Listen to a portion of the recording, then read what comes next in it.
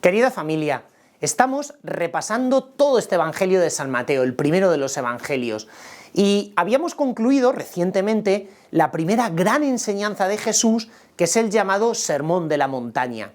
A continuación se nos cuenta cómo el Señor va recorriendo distintos pueblos de Galilea y obrando milagros. Uno de esos primeros milagros es la curación de un leproso. Dice, cuando Jesús bajó del monte, lo siguió mucha gente.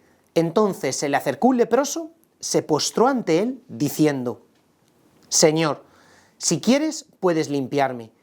Jesús extendió la mano, lo tocó y le dijo, quiero, queda limpio. Y al instante quedó limpio de la lepra. Fijaos, este milagro es bastante sencillo en su redacción, pero esconde un significado profundísimo.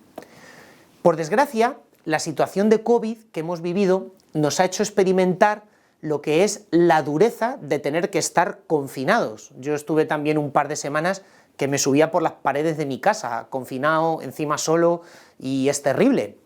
Bueno, los leprosos en Israel vivían un confinamiento vitalicio, de por vida. En aquella época no se sabía muy bien cómo se transmitía la lepra, de tal forma que cuando alguien era declarado leproso, tenía que abandonar todo núcleo habitado y era condenado a vagar por los caminos, por los campos, errabundo el resto de su vida.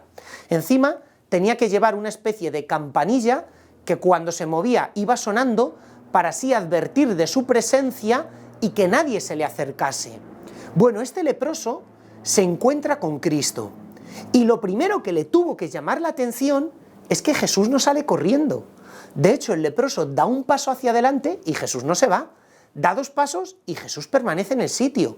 Y nos dice el Evangelio que se le acercó un leproso y se puso de rodillas delante de él. Esta simple frase rompe todos los esquemas de la época, porque un leproso no se podía acercar a nadie. La gente salía corriendo. Si el leproso se acerca a Cristo, ¿por qué es? Porque Jesús no sale corriendo, porque Jesús se queda en el sitio. Y si el leproso se le pone de rodillas es porque Jesús no da un paso atrás y se puede colocar a los pies de Jesús. Jesús no huye de tu lepra. ¿Cuál es tu lepra? ¿Cuál es esa enfermedad espiritual, esa herida que llevas dentro y que tanta vergüenza te da? ¿Qué es eso de lo cual todo el mundo huye? ¿Experimentas esa gran soledad? Porque el gran mal de los leprosos era la soledad en la que estaban condenados. Pero ese Jesús se te acerca hoy y te dice, no tengo miedo de tu miseria.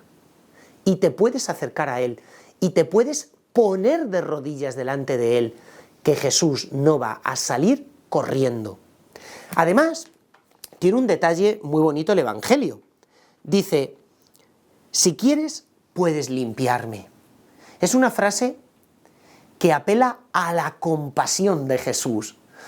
Sabiéndote que eres indigno, no vienes a Jesús a imponerle tu voluntad, sino a decirle sencillamente, Jesús, si quieres, puedes limpiarme, porque yo confío en la misericordia y en la bondad que hay en tu corazón.